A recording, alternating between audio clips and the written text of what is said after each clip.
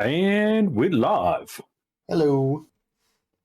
Hi, everyone. Good evening, good morning, everybody. Welcome along to episode 2 of season 2 with Side Note. Again, I'm Saint Lord, joined over here to my left, Mr. Speed Demon, and this week joining us in his return, Yakes87. Yay. Those of you wondering about Yakes' background, him and his team of drivers did the Daytona 24-hour on iRacing this past yesterday, actually, wasn't it? Yeah, we yesterday. went from. You probably saw. So I had the stream up. You probably saw it on Glimesh if you've been on Glimesh at all this weekend.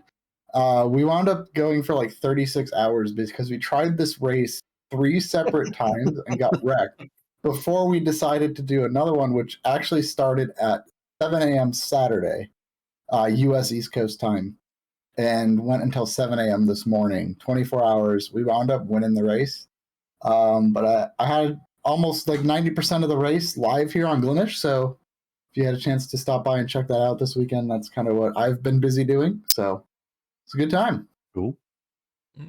As always, guys, remember these are being recorded and uploaded to YouTube. So if you do not want your comments up there, please do not type in the chat.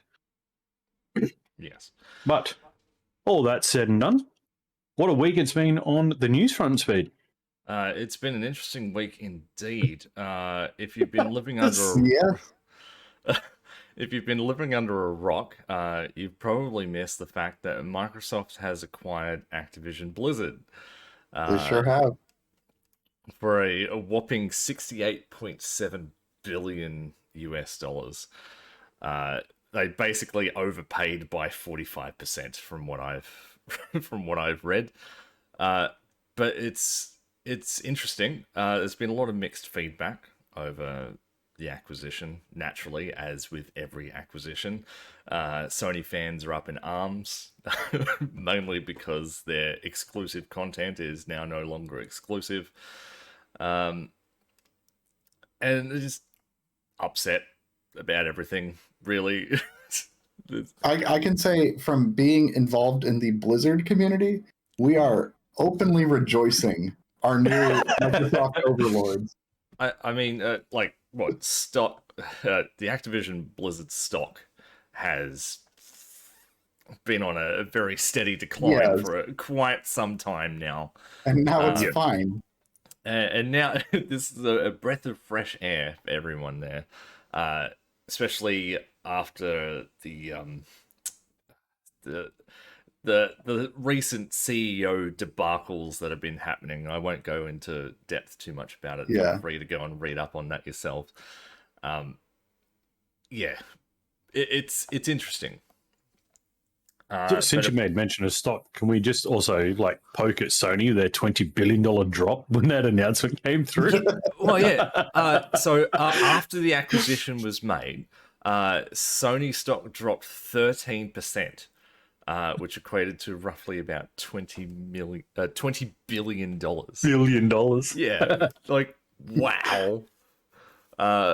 Mind you, Xbox stock did drop as well, but it was like minor. It was insignificant in terms of what Sony lost. I mean, you're talking as an almost $70 billion purchase, which is not only the biggest purchase in the gaming industry, but I'm pretty sure it's the biggest in the entire entertainment industry.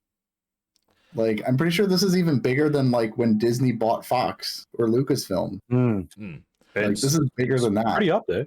Well, I've seen a lot of tweets and that about people saying how this is just a desperation move by Xbox. You know, they've really got nothing going for them, so this is just I'm desperate, I'm going to go buy another company sort of move. It's not. Xbox is in the best place it has ever been.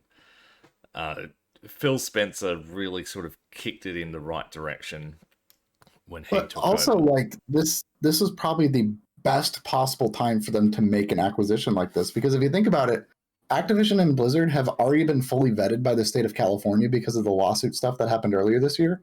So normally when you buy a company like that, you have to pay to have that service done, but it's already done. Like the company's already been, for the most part, scrubbed clean.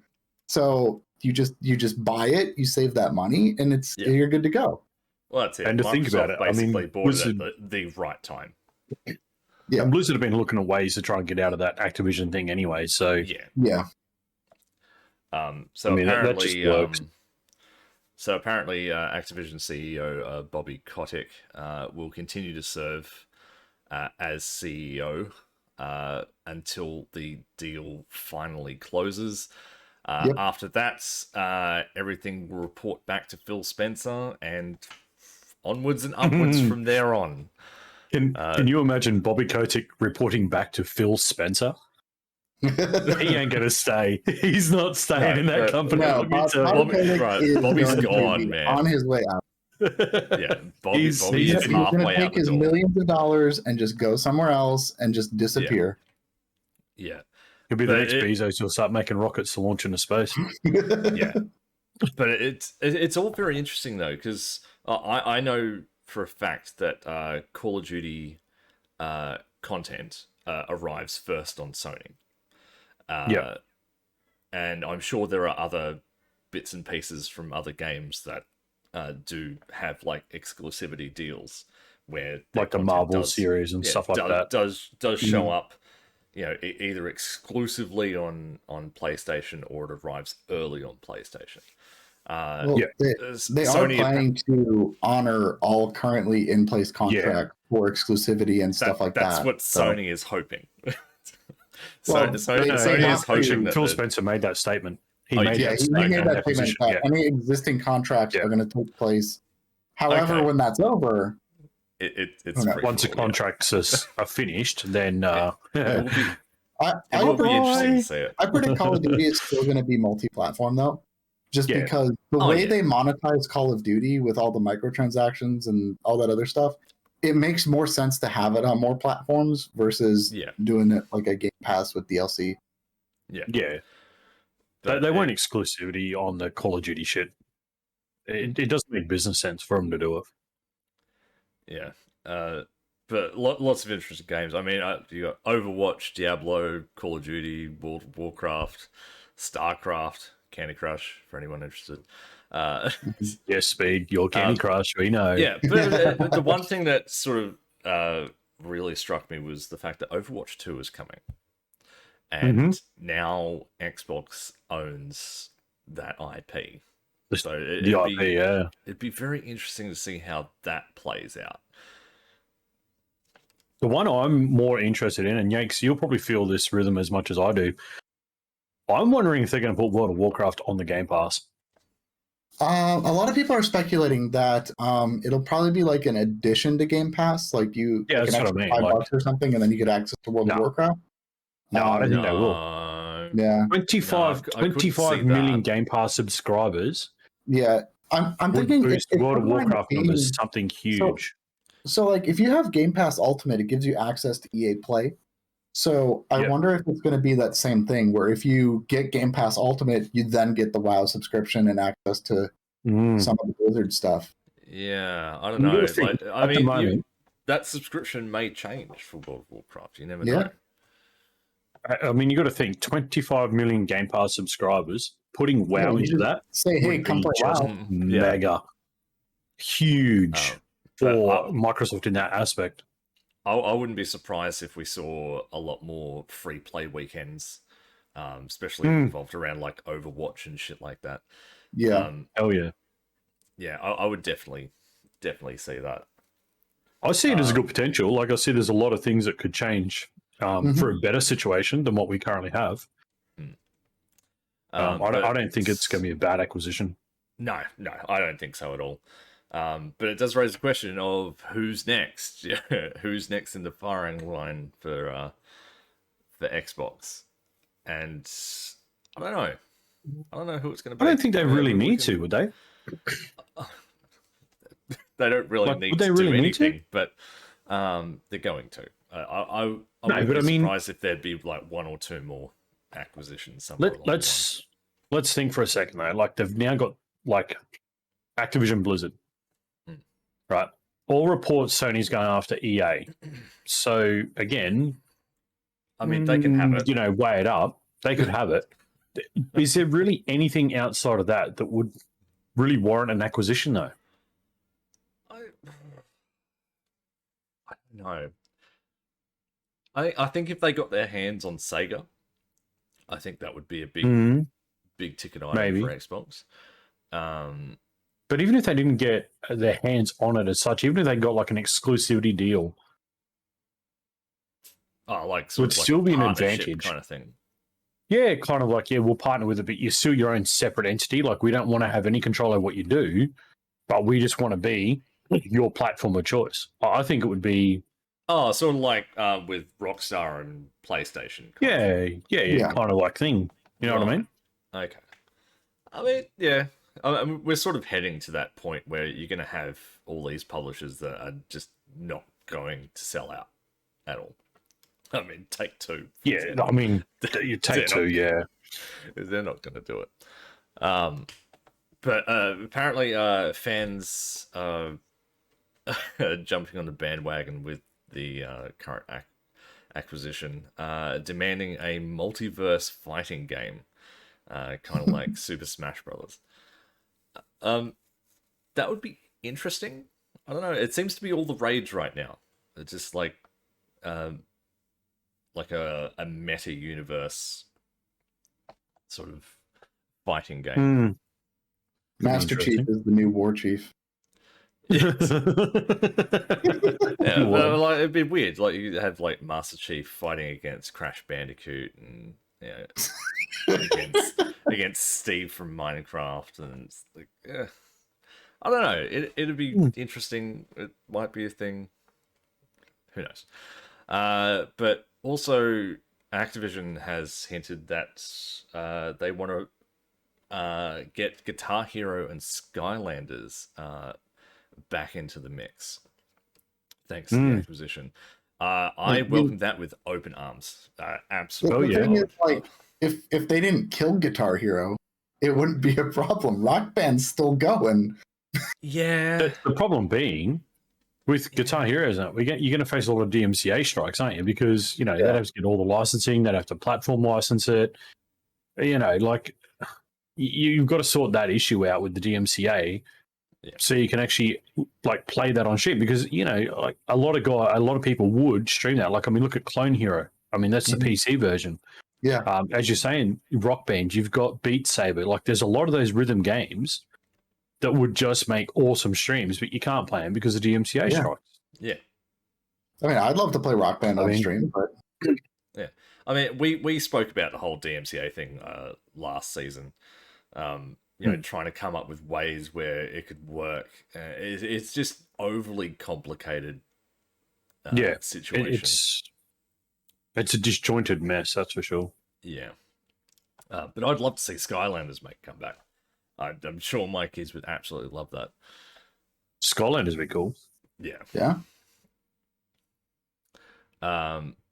So, all right. So last year we had many a heated discussion about the GTA Trilogy Definitive Edition, and what an absolute garbage mess that was. Right. So apparently, Take-Two Interactive CEO Strauss Zelnick has come out in an interview and basically said that all of the problems that were in the Definitive Edition were caused by a glitch. What? Right. Yeah. You're telling me one glitch caused all of those You took a console game, you ported it back to mobile, then you used the mobile port back to console and thought it was going to fucking work. And changed all the textures to stuff that didn't even resemble the original. Exactly. Yeah. I think the glitch is whoever signed off on that idea. Right. So, yeah, pretty well. So he stated, we did have a glitch in the beginning. That glitch was resolved. And the title has done great for the company, so we're very excited. Firstly, what fucking drugs is this man on? Honestly. Is he completely oblivious to the product that he's put out? I have no concept of what he is breathing, but I cannot believe we are sharing oxygen with this person. He continued to say, "We have an amazing pipeline going forward. Zynga has an incredible pipeline going forward, and together, we think we can do a whole lot more than what's already been announced." So you can fuck up even worse than you already have? What planet is this guy from? It was one of the worst releases of a game ever.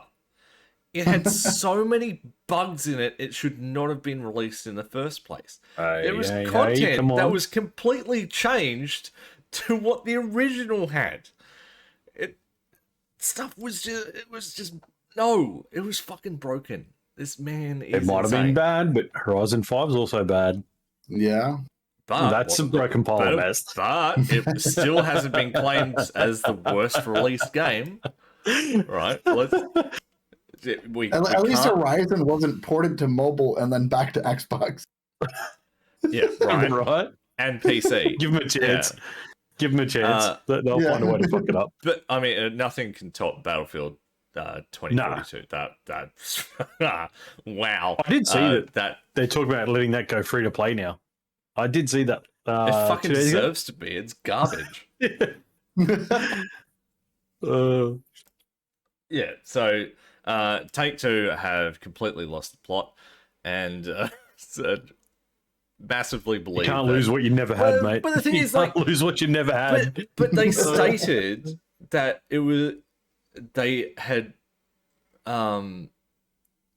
made a mistake, obviously, with the remaster. They'd stated that it was a mistake. I mean, it was a sarcastic fucking remark, but it was. They'd stated that they'd made a mistake, and that they shouldn't have done it. They shouldn't have done it at all. I mean, there was expectations about the remaster, and it was just all bad. But anyway, again with GTA, but this time with the expanded and enhanced version. It's just bad news all around, really. So the scheduled release date for GTA 5 expanded and enhanced, which is going to be Xbox Series and PS5 exclusive, was supposed to be March, but according to a data miner, the release date may be pushed back to April or May. Not surprising. Wouldn't be surprised if it's further than that, to be honest. He also stated that the company has been having some difficulty with the expanded and enhanced version. Whatever that difficulty is, maybe it's, I don't know, adding content, making it not as toxic. The list goes on. I mean, if anyone saw the trailer for the expanded and enhanced edition, you would see that there was nothing new. Everything was the same. It's like, you get explosions. We already had explosions. It's all you get to do cool missions. What new missions? There was literally nothing explained in that trailer. But they're like the old explosions, but better because they're. But yeah, well, they stated that it was like the most arbitrary, dumbed down nonsense in that trailer that literally showed zero new content. It didn't show any enhancements, nothing. Mm-hmm. But another data miner. That's bizarre. Another data miner has claimed that the new version of GTA Online, in the expanded and enhanced version, may be set on a new map. He stated Rockstar's original plan was the same, with GTA Online standalone launching sometime in 2021. which has now obviously been delayed till this year. But with the growth and evolution of GTA Online, it needs to have an engine that can withstand the precision and constant growth ahead. Since they are doing a readaptation, as I mentioned a while ago on Rockstar Games, it's preparing 3 amazing things for GTA Online. I can't say much, but pack your bags. Now, it's the pack your bags bit that apparently has caused the speculation of a brand new map. But then would it still be GTA 5 remastered if it's not the same map? That wouldn't be GTA. That wouldn't exactly be the... Unless they're adding a completely new island, like new area to go in addition to what's already there. There was always speculation that Los Santos was going to be, sort of conjoined with like Vice City or something. Like there was always that sort of speculation that those 2 maps would combine in a way. I don't know. It's possible. Could it be a potential bridge between 5 and 6? Could be. Maybe. I would probably go with it's basically the same map, but I think we discussed it last year, having an evolving map, like a map that does change over time. Like you mean that skyscraper finally gets built? Yeah. Yeah, it's only taken 9 years and it's still in the same spot. I'm just wondering if maybe it'll be like a bridge sort of, like we're building that bridge, so to speak. So pack your bags, you're getting that, that bridge being built to connect to other potential areas. And then maybe with 6, they bring you those connections to those other maps. Well, I'm thinking other games. Either this version of GTA Online is going to be around for a very long time, which would a new map would make sense, or it's a precursor to the next GTA Online, which is going to be like the bit. Like it'll be sort of like the finale of GTA Online. They won't have to bring out a new version of it. So yeah, it could be. It seems weird though. It seems weird that if they went down the pathway of GTA 5 and then changed the map, because then it's not technically GTA 5. It's a new thing. Yeah. Yeah. So it just kind of strikes me as a bit weird. Like I said, I could see them bridging, say, Los Santos with, say, the map from 4 type thing, and trying to start including that kind of feature. Like, because obviously they're going to be on the series and the PlayStation 5, so it's going to be obviously expanded with more room. So potentially you could have that opening to run to a second like city, I guess, because Los Santos being one city, Vice City being another city type thing, like. Yeah. It will be interesting, but naturally we won't see any of it for a long time. Months. Yeah, like as they're saying March as a release. I can't see March being a release date. I would go like more towards like September or something. Though with the tradition of GTA, when they launch the online, it's normally buggy for the first month and a half anyway while they fix it. So I could see them doing a March release and then a May fix up. But regardless, at this stage, it doesn't look like there's any new content. As such, there's not enough in it to warrant purchasing the game again. No. So purchase at your own risk, I guess. So if you're a tech nerd, and you're in the market for a GPU, hold on to your pants. It's all bad. So MSI have announced specs for its upcoming RTX 3090 Ti, which it's pretty decent. So it includes 10,752 CUDA cores, which is 300 more than the 3090, a core clock of 1880 megahertz, 24 gig of GDDR6X, a 384-bit memory bus, which is fucking massive. And I quote, 480 watt power consumption. Oh shit! I fucking doubt that. I would guess somewhere upwards of 700-800. Yeah, That would be my guess. 400 seems a little low. Has been recommended. It's recommended to have a 1,000 watt power supply. So if it's recommended for 1,000, why would it only draw 450? 480. Yes, no, I totally agree. Maybe it's like 1,000 if all you're powering is a GPU. Like that's it. I mean, it would have to peak out at like 700-800 watts, easy. So we spoke about this. I know we spoke about this last season, but how long before we see dual power supplies in a computer? Like seriously, how long before we start seeing dual power supplies? What's the biggest power supply you can get in a PC at the moment? It's like 1,500 watts. 1,500 watt. Yeah. I mean, we came from a generation where it was like, you could do with like a 350 watt power supply back in the day. And even when you get to like a 500 watts and the thousands were starting to come out, like, who's going to need 1,000 watt PSU? Surprise, we've made it.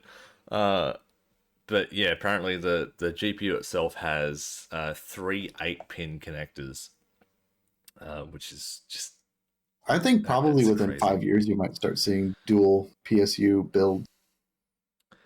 I mean, if you're putting like multiple of these high-end cards into one system, yeah. I don't think they would be like the average consumer is going to have like a dual PSU build, but like the super high-end performances may have like one power supply that's like powers the computer and one that powers just the GPU. Yeah, that's what I'm saying though. Like you would literally get a power supply just to run the GPU. That I don't like that idea at all. I don't like it any more than you do, but like reality is, I could see it happening. You can't keep pushing power supplies beyond, real shit like we are now. Well, you got to think of the pushing heat that's GPUs. Producing. Exactly. You're gonna have it's ridiculous. You're gonna have a PSU just for all your fans. Yeah. Just to keep that bloody thing cool. Yeah. Like, that's crazy. The GPU itself would be producing an enormous amount of heat just by itself. Running at close to full load. Then you've got your power supply, which is just cranking it out. Like, it's... No. At some point, what do you do with that heat? You pump it out of your case. Where's it go? Fucking everywhere around. It goes in your freaking room. Yeah, exactly. Basically, just circulates back into your system. It's insane that where we're getting to. Yeah, but that's not the worst part. The worst part is the rumored RTX 4090. Apparently, that looks like it needs a 1,200 watt power supply. Yeah, Jesus, like that is just eye-watering. How much power? That's no, that would chew like 800 to 900 watts peak. That GPU. I don't like it. I don't like where things are going. Bring back the days of SLI and Crossfire. Let us have that back. That would be... I would much prefer that than just have one GPU that's just going to absolutely drain everything. That's insane. Yeah. Nvidia has sort of stuck their foot in it, so to speak. No surprise. With the RTX, with the RTX 3050, that has it's almost out on shelves at the moment. Reviews have come in, I think. That's a different card. The RTX 3050 on the Nvidia website might I add, has been directly compared to the GTX 1650 and the GTX 1050. Now, for anyone who knows what those cards are, you'd be just as confused as I am. The games, but it's built on the RTX platform. Yeah, and they're comparing old GTX cards. Yeah, you're right. Interesting. So the games that they tested in this graph, which you can freely go and view over on the NVIDIA website, were Borderlands 3, Minecraft, and Control.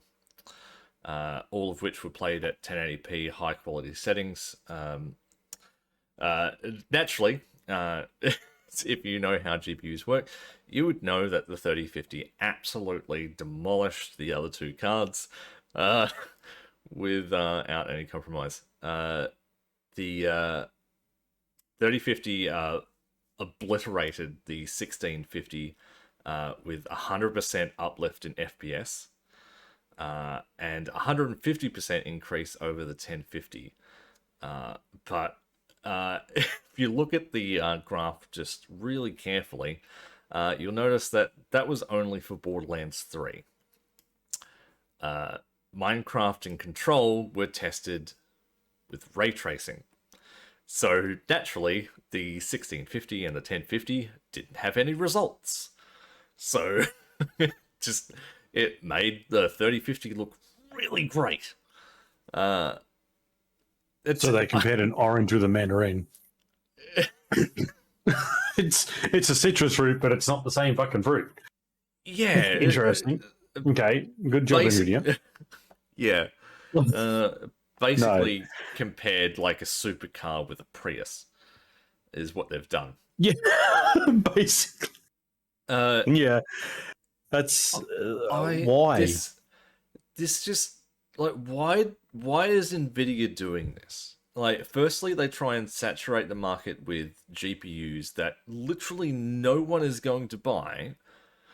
The 3090 Ti, for example, which is upwards of $4,000 US.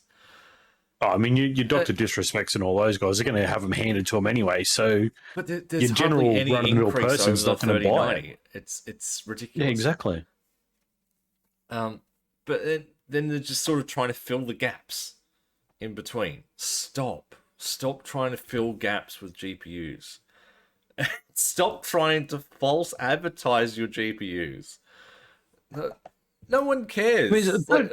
I mean, don't stop trying to fill the gap. I mean, let's be honest. We definitely need an alternative to the 3080, 3090. Stop trying to fill the gap. Stop comparing them to GPUs. cards that are like 10 years old, 15 years old. Like, you can't do that. Compare it with, say, an RTX card. Compare it with an RTX 2060, 2070, 2080. Don't compare it with a GTX card. It's not even on the same framework. Like, you're not showing anything. You're not proving your point to anybody. Yeah. No, it's completely ridiculous. It's a wasted review. But like, why not compare it to, I don't know, the RTX 2060? Is it that bad compared to the RTX 2060 that's too close in comparison? Like, people are more likely to go for the 2060 instead of the 3050? I don't know. I mean, the amount of people that would run a GTX card now would be very few. Most would be already in the RTX series anyway. So most, if they're looking to upgrade, they're going to want a better upgrade, not just something that's close on what they've got now. I don't like where NVIDIA's going. They're digging themselves a bigger and bigger hole, like everything that they do. And I don't have high hopes for them at all.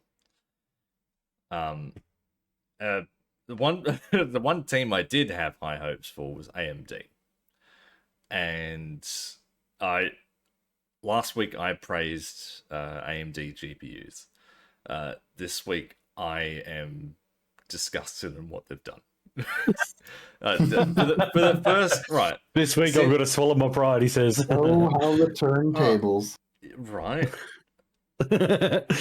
No, but I do. AMD like GPUs are great bang for your buck. But AMD have now released the Radeon RX 6500 XT, and it is, as reviewers are stating, the worst GPU release in known history. It is bad. Really bad. They must have got advice from GTA with the remaster on the trilogy. So it... Bobby So Kotick's side product. It's a new generation of GPU, but it only supports PCI Express ×4. That hurts. That hurts my brain so much. It also only comes with 4 gigabytes of GDDR6. Doesn't support any form of hardware encoding, which means any video encoding whatsoever. Like, doesn't exist. It was originally intended to be a laptop GPU, and costs $200, which is well over the price of things like the RX 580, which perform better than the 6500 XT. So what we're seeing in the GPU market right now is it's all a hot pile of mess, and it's going to shit fast. All right, so what AMD did was, cut things out in order to bring down the price. That's what they've done. I've been using a 580 for 2 years now. They're great cards. Yeah, I mean, stick You with it. can't launch a brand new card with 4 gig of RAM. Like, you can't do it. I mean, it's a low end. It's the low end card, but right, 4 gig is not enough. It's not enough to run anything nowadays. It's going to run like a pile of shit. 6 gig minimum. But apparently it's PCI Express 3.0 as well, might I add. So it's PCI Express 3.0 ×4. If it was ×16, like it was a full slot, then yes. Okay, you might see some performance uplift where it is reasonable. But holy crap. I'm just disappointed in that. That upsets me so much. They've brought out something that Nvidia would do. I don't like it. Yeah. And apparently I'm not the only one. Like, every review has just been bad. They've just shat on it like it shouldn't exist. So, yeah. Scrolling down. Oh, some interesting news, which is funny.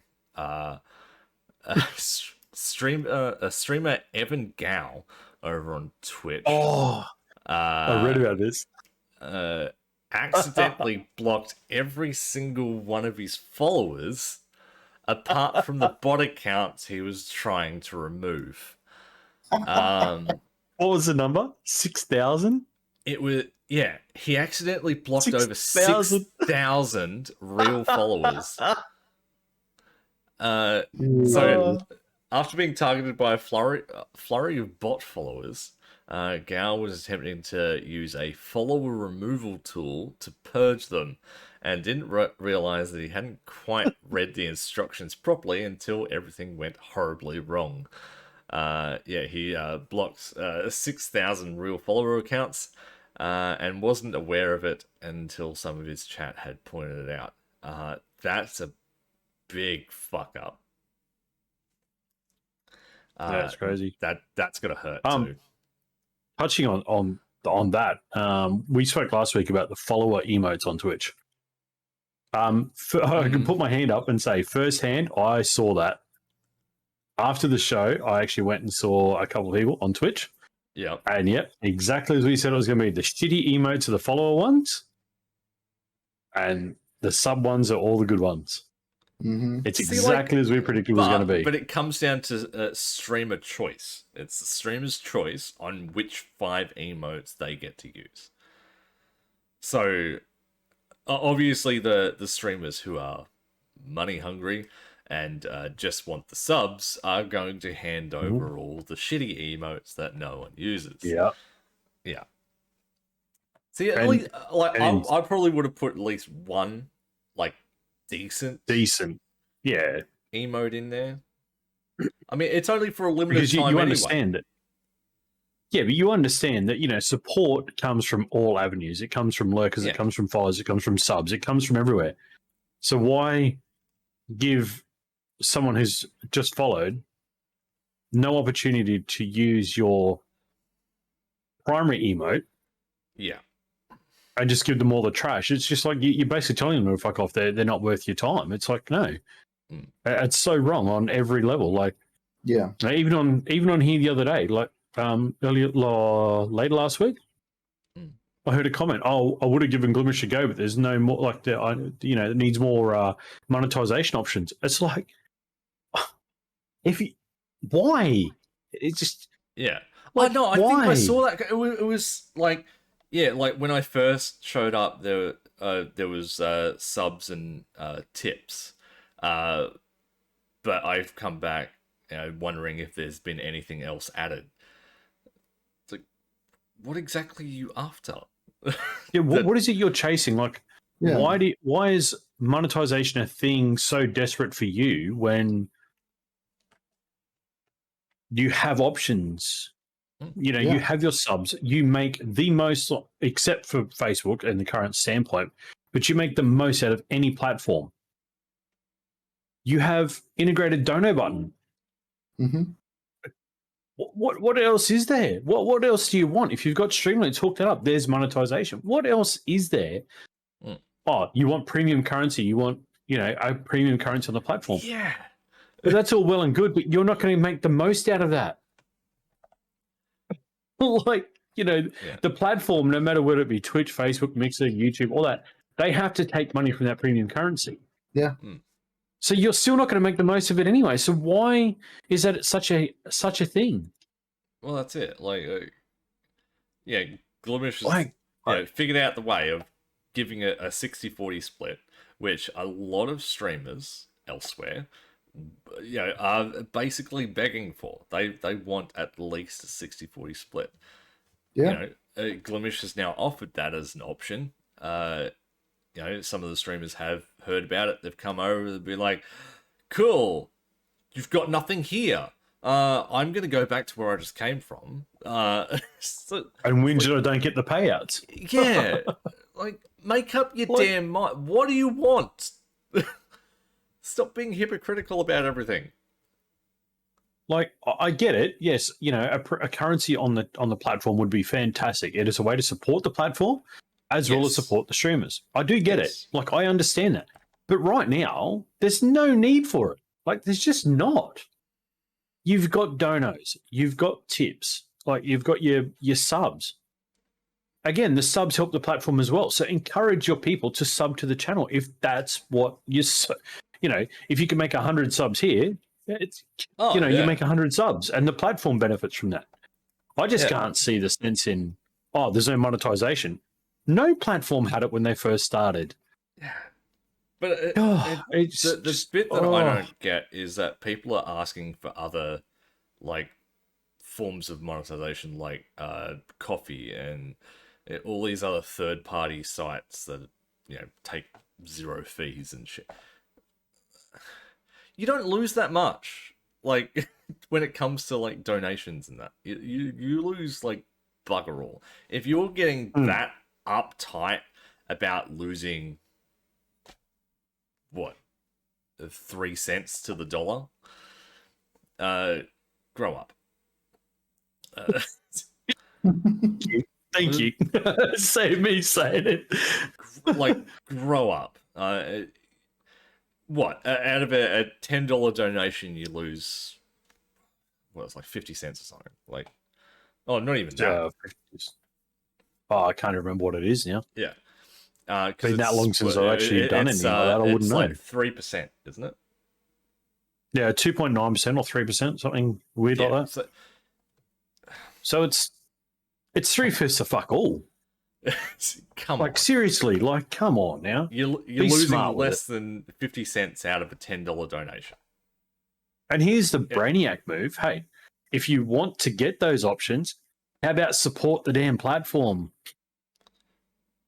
Oh, but there's no reward. But there's no reward there, Lord. You can't.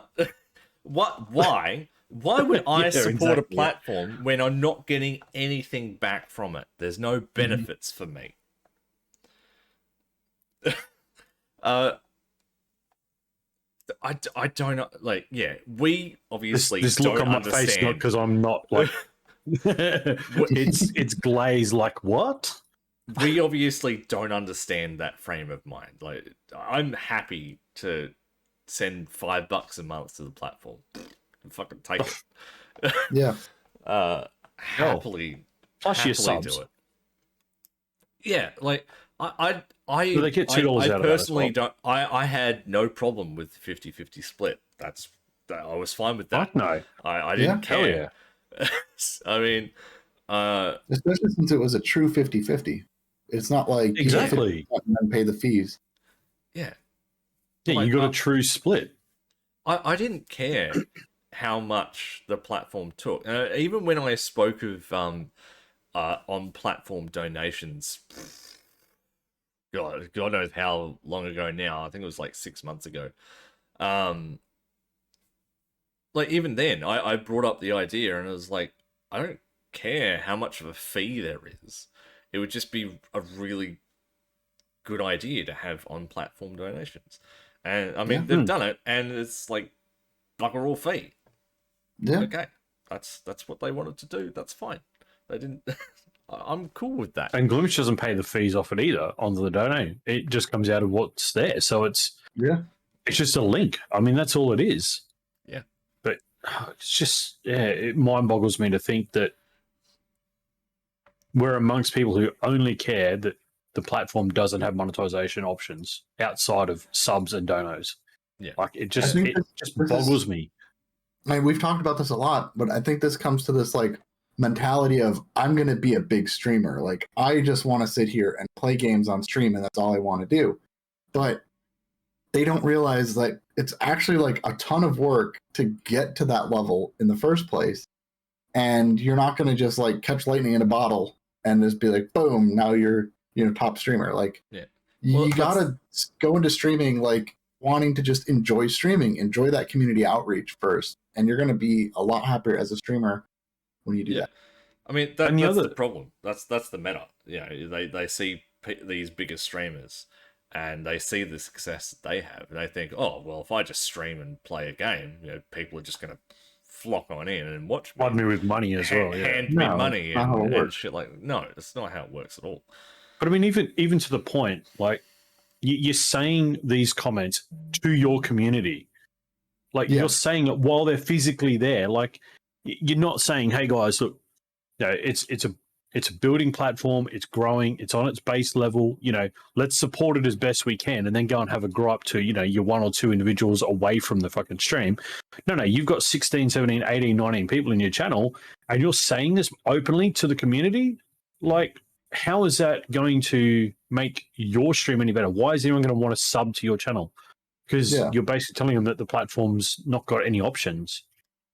And then people get off, and they don't say to their community, hey, make sure you're checking out other streamers, go and say hello to other people, because there might be somebody else that they like as well. No, that person disappears, and then off goes the crowd. There's no one there then. It's just like, if you're going to do anything and you want to support the platform, be it whatever platform you're on, be it Trovo, be it YouTube, be it whatever you're doing, you've got to encourage your community. Like, hey, if you want to support the channel, hit the sub button. You want to support the platform, go and get the sub for the platform. But then when you get off, making sure you're saying, hey, go and check out the other streamers, get out there, go and see what other people are up to. That's the only way you're going to help the platform actually realize any opportunity.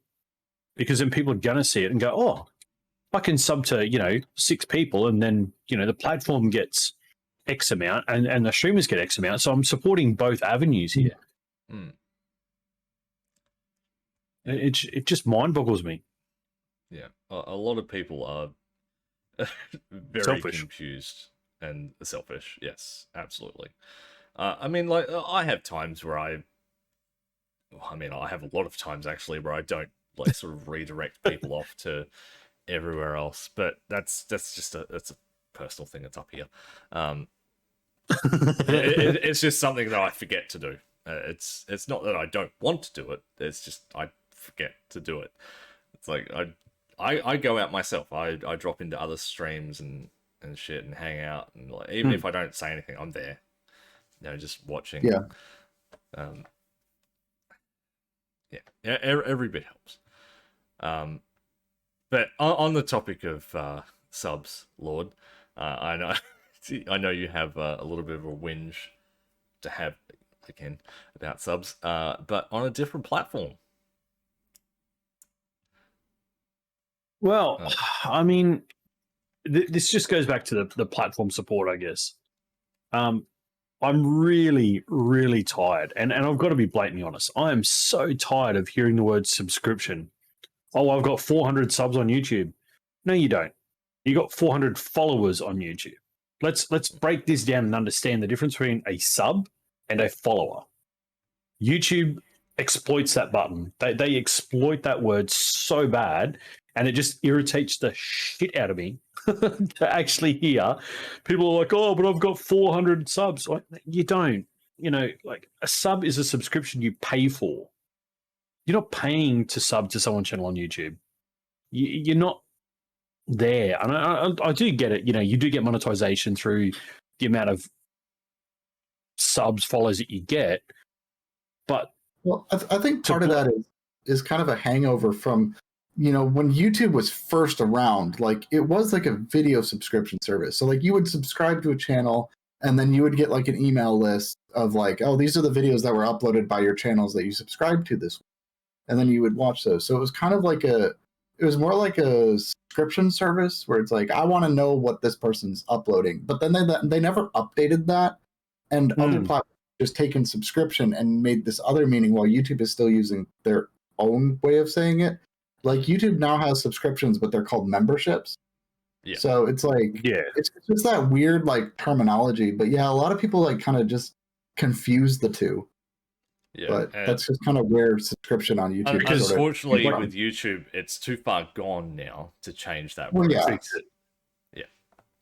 But I mean, when you think about it, like if someone came into your Glimesh channel and said, "Oh, how many subs have you got?" You say, "Oh, I've got 2."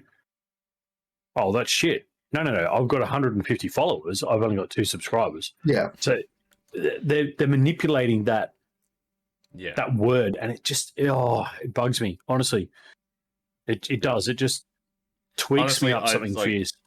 Personally, I have no idea about that number. Like, I looked at it once, I've forgotten it. I've even looked at my follower count, forgotten it. Don't care. I 100% do not care. Like, if people follow, people follow. If people sub, they sub. Big whoop. I'm just gonna continue doing whatever it is that I'm doing. Yeah. I guess the other thing is too, like, and this is probably their little play on the marketing and stuff like that, but YouTube, Twitch, Facebook, those big ones, they just jam those numbers down your throat.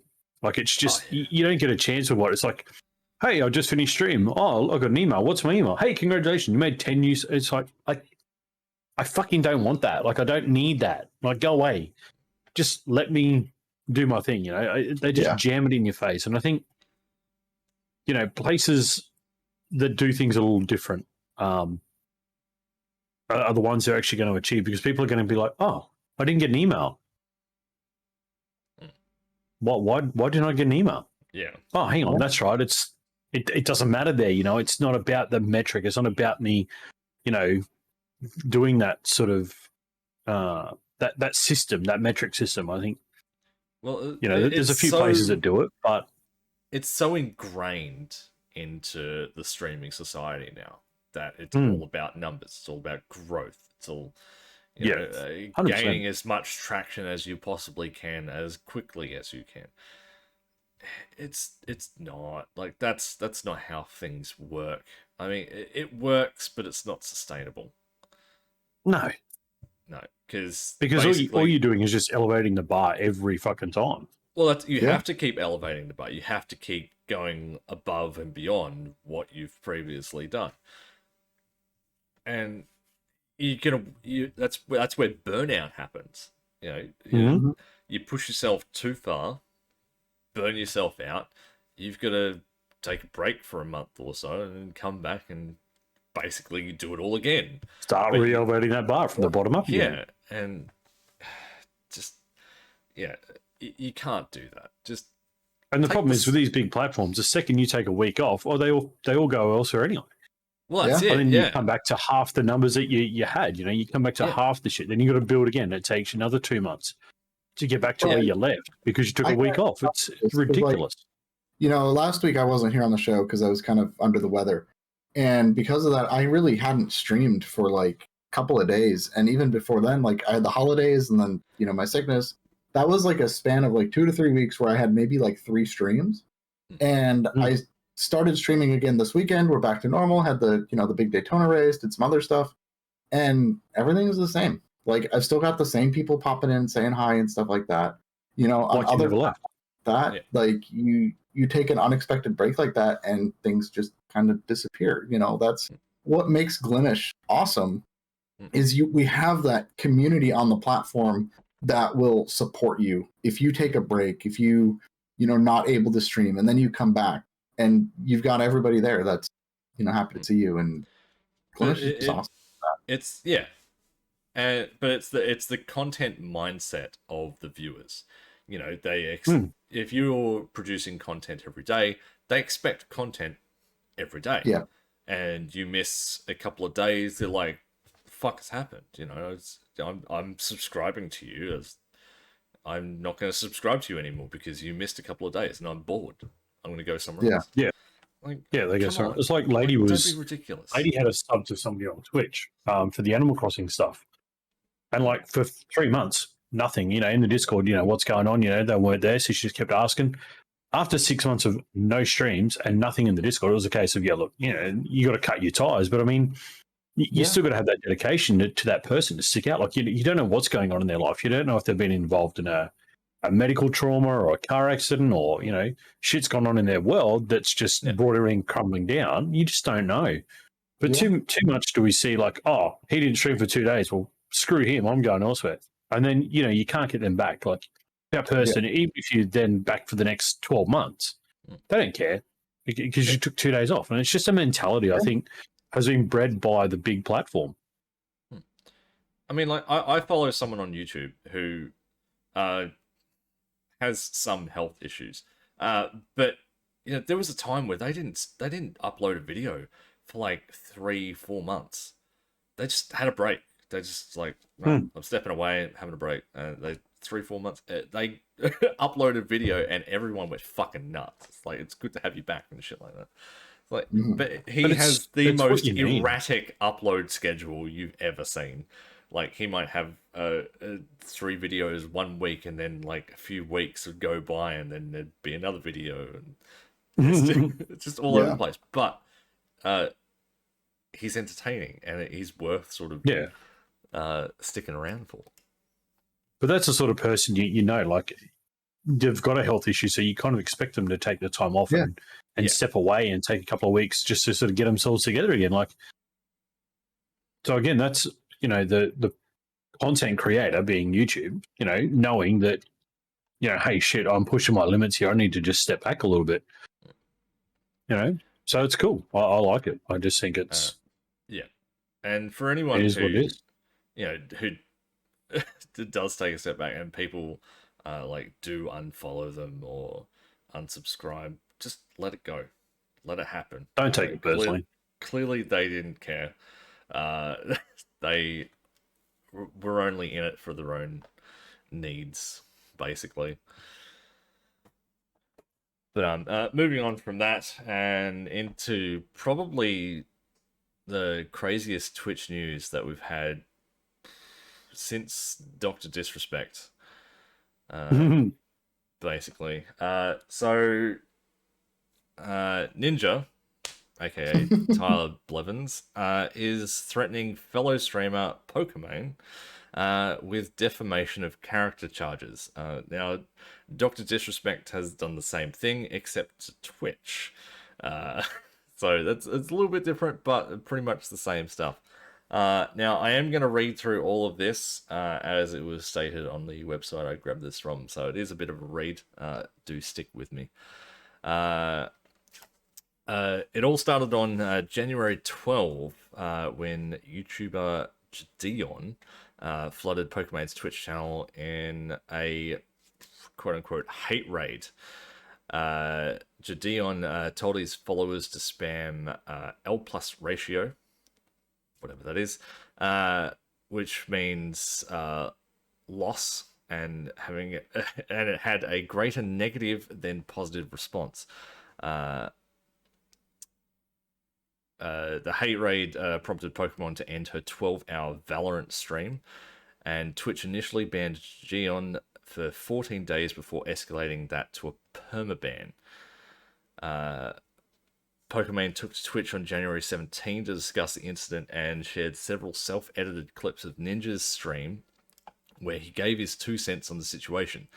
Ninja explicitly said he texted his Twitch representative to see what could be done about Jadion's permaban, but said there was nothing he could do.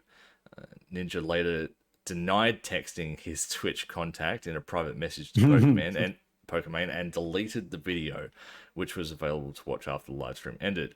But Pokemon saved clips proving that Ninja did in fact say he reached out on Jadion's behalf. In a clip, Pokemon holds up a phone. Holds up a phone showing what appears to be a Twitter DM from Ninja. Not only does he swear on his dead grandpa's life that he didn't text his Twitch rep, but Ninja also vaguely threatens Pokemon, saying she's making a big mistake. In a screenshot posted by Pokemon, Ninja's manager and wife, Jessica, DM'd the streamer on Twitter, saying the two are considering everything defamation of character at this point and are getting their legal team involved. Ninja told Pokemon... Jessica told Pokemon that Ninja had only said he texted his Twitch representative to stop the harassment in his chat from Jadion's viewers and stated they've clarified everything to her. Ultimately, Blevins claimed Pokemon is actively bringing harassment to Ninja. It's unclear if legal action will happen, but Blevins said the two are taking this very seriously. Wow. I mean, so basically, Ninja tried to defend Jadion's actions, and blatantly denied everything that he did, even though Pokemon is has physical evidence that it happened. And to go on and deny that even further is just plain stupid.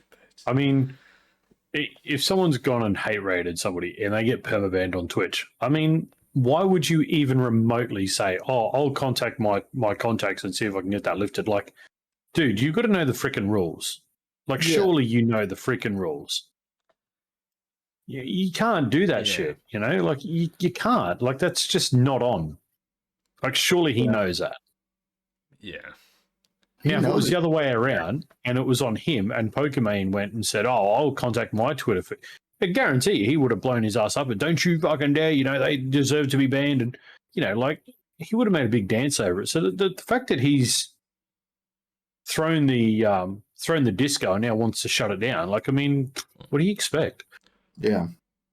But, I mean, we're talking about defamation here. So defamation's false accusations of character. there's But nothing sounds false. like There's nothing false. No, she has the receipts.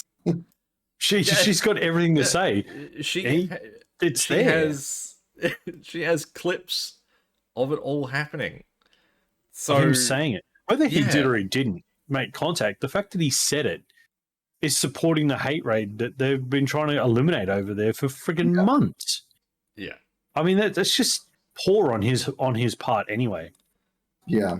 He should have just turned and said, look, I don't know what's going on. It's not my business. You know, just leave it. He should have stepped away from it rather than getting involved in it. I think basically this stems from being able to spam shit in chat.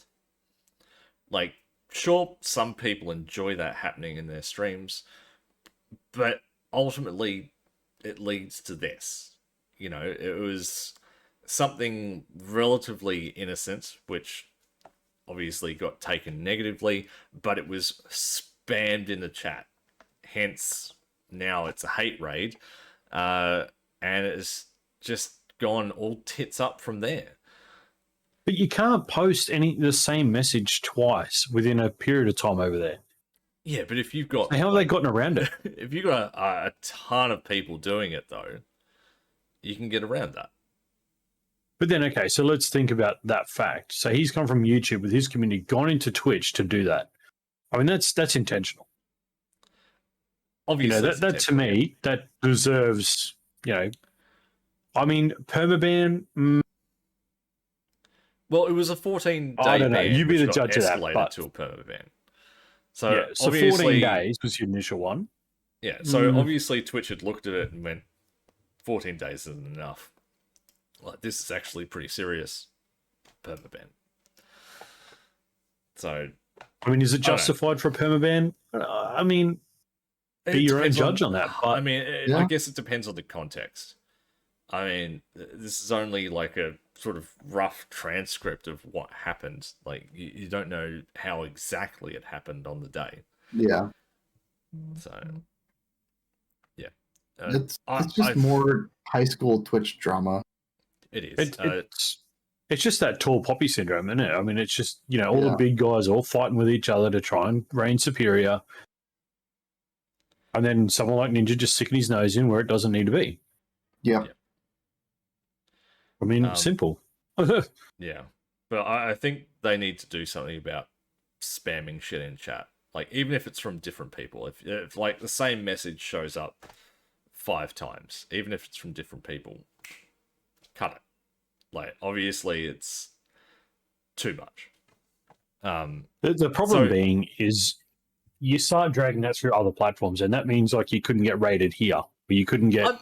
but you can get raided. It's just not the traditional raid of just filling someone's chat with, hashtag such and such raid. Like, you're just sort of skipping that and just going to, hey, everyone just start chatting in the chat, and we'll just go and hang out with this person for a while. Like, yeah, you're sort of skipping the mayhem and just getting to the actual point. I kind of like that mayhem though, because it kind of, that again depends on the mayhem. It depends on the text of it all. Like, if it's just hashtag, like side note raid, like, that's not anything bad. Like, it's not, you're not being derogatory. You're not trying to throw it into chaos. You're just trying to say, hey, we're here. Also, you know what I mean? Like, it's really funny too. F in the chat. Yeah, when you die or shit like that. You know what I mean? Like, there's got to be a context. And I think the problem is, because of these big streamers, aka Pokemon, Ninja, all those guys are doing this shit to each other. It's just putting a bad stigma through the entire streaming network. Not just Twitch, not just YouTube, not just Facebook, but here, Beam, Trovo, everywhere. It's just... It's got to be in context. If the context of the spam is fine, then leave it alone. Yeah. But if it's something like what happened over there, then leave it between the streamer and the audience. Don't then go and drag a third member into it. Don't. Yeah. Well, I mean, this is just... Twitch is just falling down on itself, really. Oh, it's not doing itself any favors, and clearly the society within Twitch is slowly falling apart. I mean, you got Dr. Disrespect that's now suing Twitch for defamation and plans on taking them for every cent that they're worth. And you've got, big name streamers who are basically now attacking each other legally. You got Twitch paying these children to fight, basically. That's all you're doing. Yeah. Yeah, pretty much. It's not a network. It's not a community. It's not a supportive network. It never has been a supportive network, but, it's just the top 10 are always at each other somewhere. Like it'll be, Amaranth will be the next one. She'll be attacking someone else or someone will be attacking, and then it'll go back to Pokemon, and then, it's just going to be a revolution all the time with these top 10 who are always just going around in circles to fight with each other.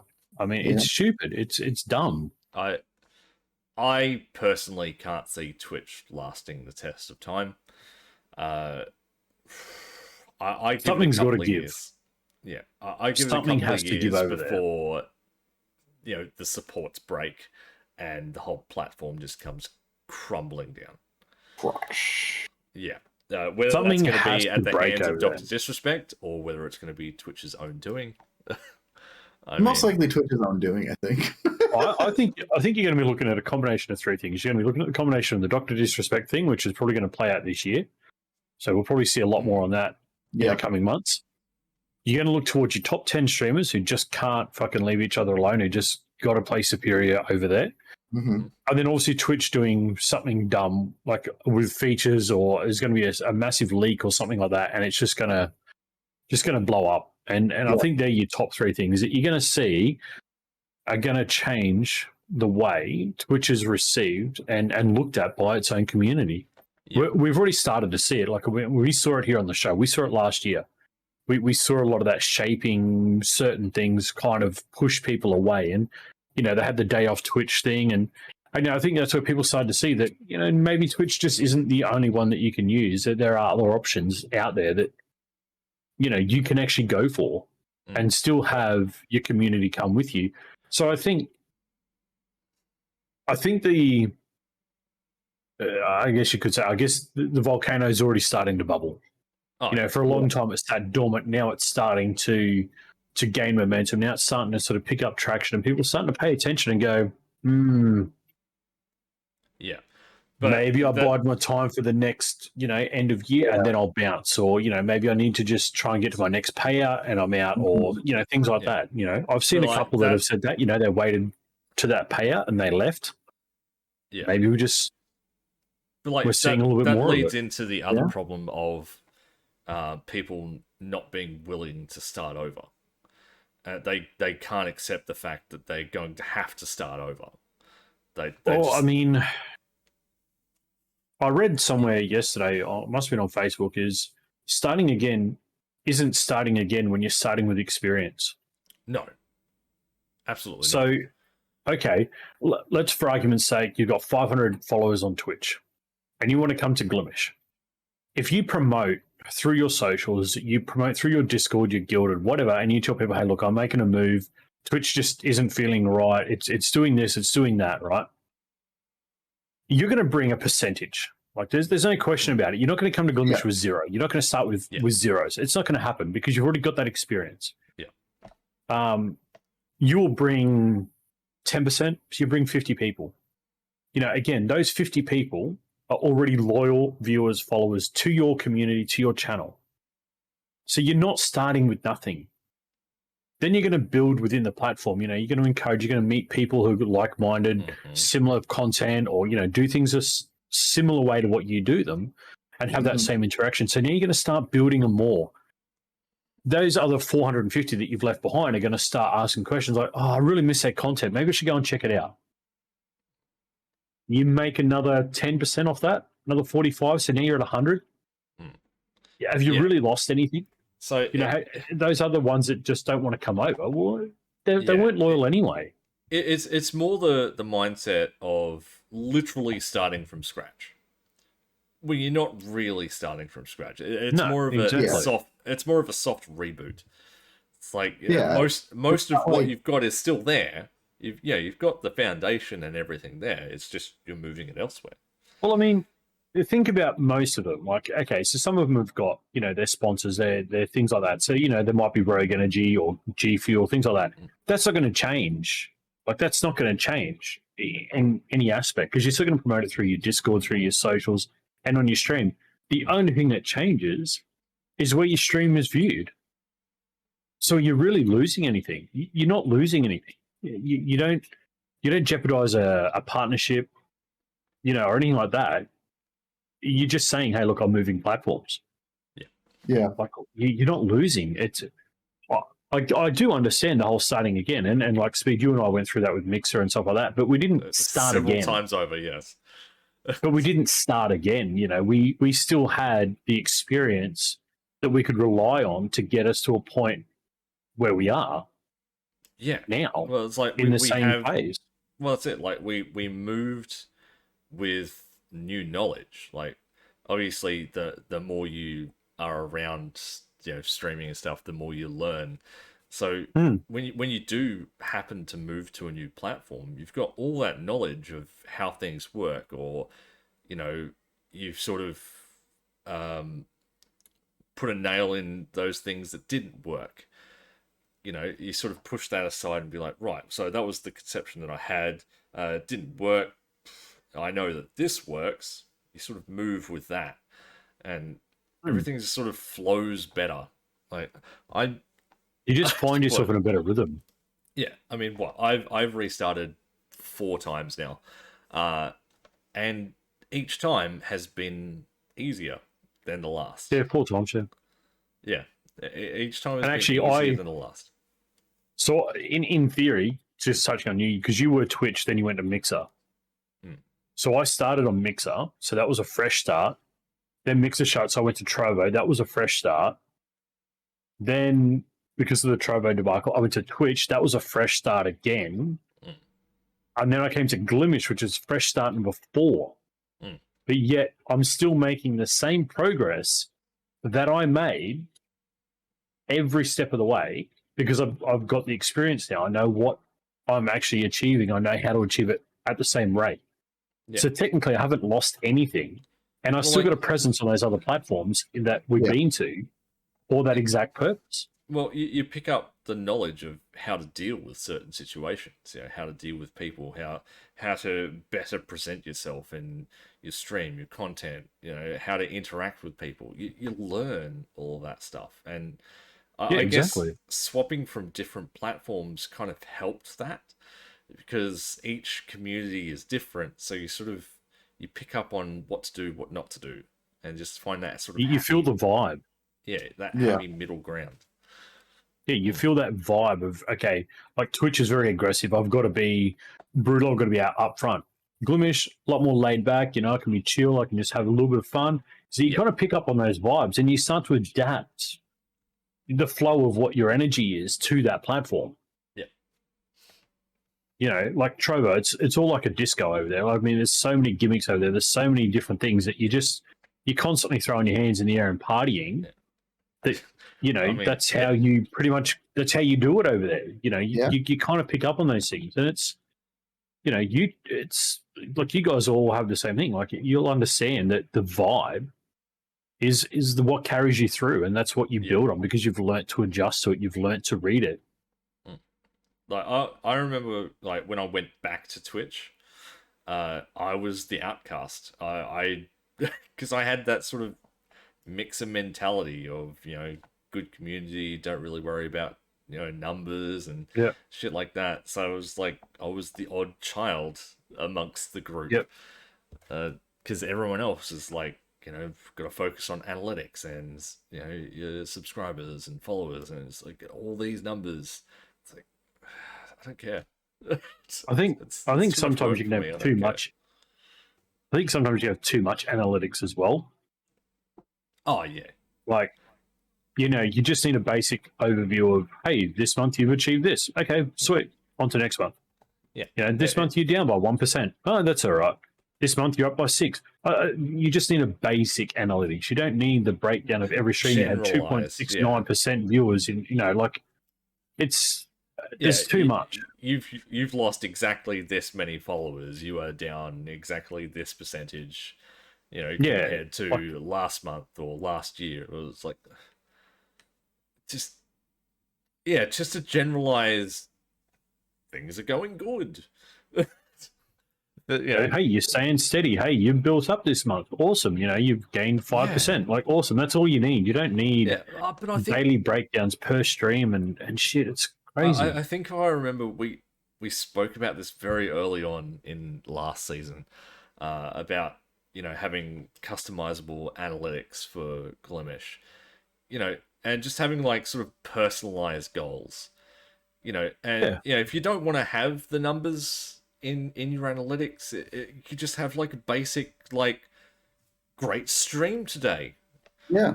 Sort of just like a generalized happy message, like, it looks like you're doing well. I mean, I look at, the analytics, I look at it, you make of it what you wish. You can see your follow count. You can see what it was last week. You can see, if you're looking at your numbers, I mean, go into your settings, go to your channel analytics, and it tells you, hey, you had max 14 viewers or max 6 viewers. Awesome. Pick up your best days. Look at your days and say, oh, yeah, I was a bit off that day. I was a bit under the weather. I didn't feel quite right. Whatever. You then know what you're doing. Or you might look at the time and say, shit, I only streamed 2 hours there. No wonder I didn't, get to my number. But it's create very your own easy. analytics that you want to do. It's very easy to fall into a numbers game, even if you are only looking at the positives. Yeah. And that's where a lot of people fall apart. They start looking at the numbers more, whether they're positive or negative, and it eats away at their minds, and it's not good. It's not good for anyone, because then you're not really concentrating on what you want to do. You're more like subconsciously concentrating on everything else. And you're concentrating on hitting 10 followers this week. Yeah, but like you start to worry, sometimes you might see a dip in viewership and it's like, oh, what am I doing wrong today? It's exactly. It's nothing. I mean, there are up days, there are down days. Yeah, sometimes you're good, sometimes you're not. It's just life. That's what happens. There's no point worrying about every little detail. Just have fun with it. Exactly. Just enjoy what you're doing. Like, I mean, it's hard to function like that. It's hard for people to get that through their brain when it's been hammered in so hard on Twitch, so many times. And it's like, again, it's even hard on Twitch to say that this is the metric, because it's not. Because I could be like, okay, so here on Glimesh, I've got 13 tabs open now. Aside from Side Note, mine and Ladies channels, I've got another 9 tab or 10 tabs open. Every tab counts as a viewer in those channels. Over with Twitch, for example, if I've got the stream muted, I'm now not counting to support the person I'm wanting to, but I might have to mute the tab. But you can't mute the tab. You've got to mute the site.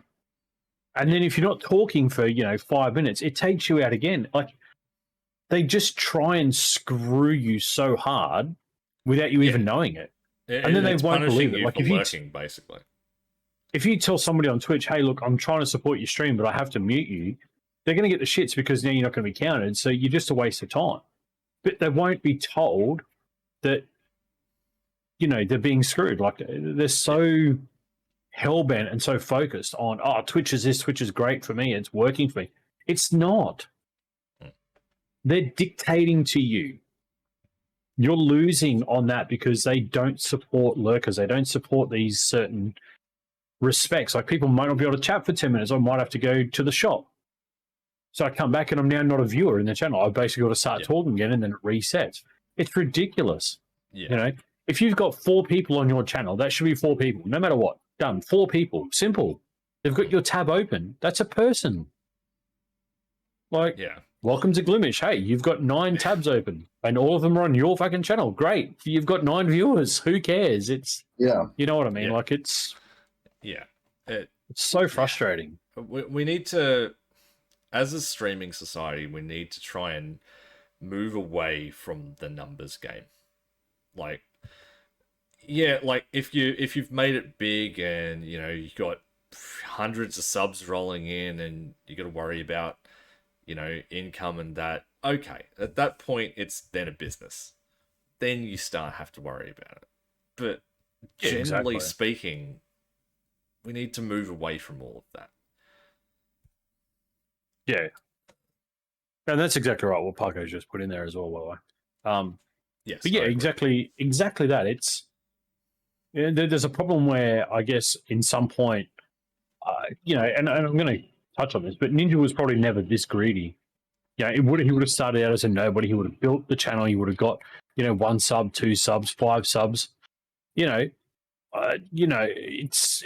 that vision that people see that now he's making. He's got the Red Bull deal. He's got this. He's got that. He's got 50,000 subs every month.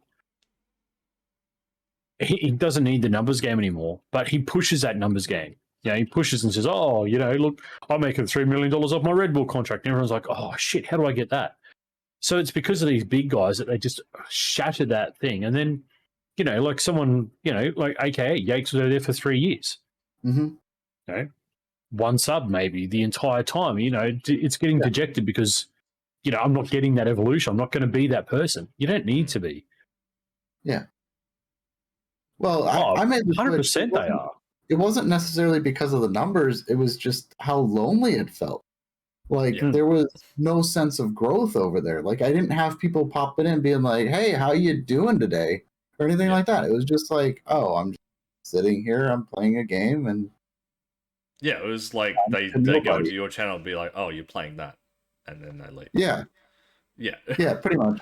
And that's why I stopped over there, and I love it here because I've got people that pop in like, "Hey, what are you up to today?" I'm like, "Hey, I'm doing good." Yeah. Well, I mean, look at yesterday. You had people bouncing in like, "What are you doing?" "Oh, we're doing the 24 hour." Well, by yourself? No, no, no, doing it by myself. But then there's that slap right there. It's like straight away you've got that connection. You can instantly talk about it.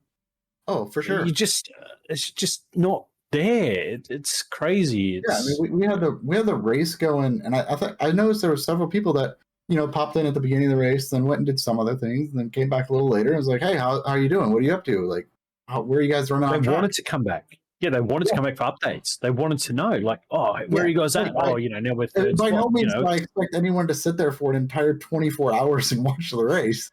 But did anyone do that? It was definitely good to see those familiar faces, popping in and out. Lord was there the whole time. But it was definitely good to see like people just popping in there and seeing what's up and seeing how we're doing, and then they'd leave and come back, and it was a great time. I actually it was a great stream. Definitely going to do something like that again in the future. Well, I think you've got another one in 3 weeks. Yeah, I know. I think we all just need to sort of get back to the basics of streaming. Just the basics. Like, just play games, have fun. Like, play games, have fun, build that community, make friends, talk with people. That's what it's all about. Like, at the end of the day, like, streaming should be about sharing your content with people that want to share your content. It shouldn't be a means towards monetization. I mean, granted that's part of the game. We can't just say like that's not part of the game. It is part of the game. But that shouldn't be the main focus. Like it should be like build your community first, support the people that are there, support other people on the platform, and then build yourself up and then go from there. Like it should be more about the fun. Like I think a lot of people have forgotten like what streaming really is. And streaming should be just like for me, like I always envisioned streaming like when I would go over to like my friend's house in like high school and we're just like hanging out and playing Halo, together, just having a good time, just like like that's what streaming should be, is just like you're hanging out with friends, you're sharing those moments, with people. Speed, you would have done it. You would have streamed on Twitch or earlier days or whatever, just to show a mate the game that you're playing. Like he wants to check it out before he goes and all right. So when I first started, I had very mixed conceptions about everything. Obviously, because I was still learning, I didn't know much about streaming. I just wanted to give it a go. So it was more about, oh, hey, this is what I want to play, but I'm gonna present it in a more content style sort of thing, and that Right. that was a terrible thing to do. Don't ever do that. It did not work. It fell flat on its face very early on. Yeah, it's just it's more about just having fun, doing what you want to do, and if people watch, people watch. If people don't watch, people don't watch. That's just life, really. It's like jumping into a crowd of people and starting a conversation. Not everyone's going to want to talk to you.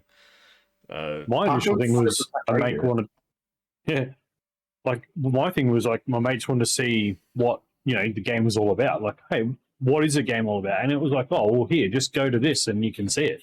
So it was kind of like it wasn't really streaming, but it was just in Xbox Party, and you could kind of share it off and show, oh yeah, that's fucking sick. Oh, I might go and get it and we can play it up. So it was kind of like more of a strategic option. It was just about one or two people seeing it. You weren't thinking, oh shit, I need 10,000 people. Oh, hang on, I can make $1 million here. It was none of that thought. It was just a case of, hey, I'm just going to play a game and show it to my mates, and hopefully they'll buy it and we can play together. That was really the main concept for me. Yeah. And that's the thing. It's crazy. Yeah. But we will we'll move on from there and start wrapping things up. But lastly, I wanted to talk about an amazing new game that I found on Twitter. It's from Pocket Pair. The creators of Craftopia. Yeah. From the creators of Craftopia. So if you play Craftopia, you've got a kind of an idea of what's going on. It's a brand new game called Palworld. Palworld is a extremely hard mix between open world crafting, Pokemon, and gun warfare. Now that is a very interesting combination of things. That's quite honestly is amazing. The game will be available on Steam some point this year. By all means, go and check it out. The trailer is just absolutely bonkers. It is just a blatant Pokemon ripoff with guns and building. So it's like I don't even know how to describe it. Really, it's a whole genre of its own, but it's fantastic, and I can't wait for it to come out. There's a link there in chat, guys. I'm gonna check that out. There it is. There. No, it's something else. Honestly, you have to go and check it out for yourself. It looks really cool. It does. It does. It looks really cool. Yeah. You make that as a joke, Parko, but it's probably true. Okay, there's an open world. There's farming. There's building. There's capturing pals. You got to tame the pals. You got to tame them. You can breed them. You can murder them. You can eat them. You can put them into slave camps. You can. You put them in factories. Yeah. They run your factories. And shit. Yeah, making your weapons and stuff. Yeah, it's fantastic. Check it out. Honestly, guys, it looks like a lot of fun. It starts off okay until the guns come out, and then it just gets really weird. Pikachu running around with an AK-47. Yeah, no, I really wanted to mention that. It does look really good, Parker. Yeah, it does. It looks pretty awesome. Yeah. No, I really wanted to. So mention now we need to get that. The show. We need to get that Glim drop with an AK-47. Ooh, can't do that. Don't think that's going to be approved. No, guys, seriously, check it out. It does look very, very good. It does look very good. But anyway, we are going to wrap this up here. If you weren't here last week, there will not be an after show. We are canning that for this season. For everyone on YouTube, all links down below. I'll try and remember to put a link to Palworld down under the video as well. So all definitely YouTube. Come on over to Glimesh. Glimesh.tv. Come and follow the channel. Come and view it. So if you haven't subbed to the YouTube channel yet, Lord, if you can drop that link in And chat. if you are stumbling upon this on YouTube, we stream live here on Glimesh. We do. The link is up the top in the banner. Also, consider following the Twitter as well if you would like to do that. There's the Twitter.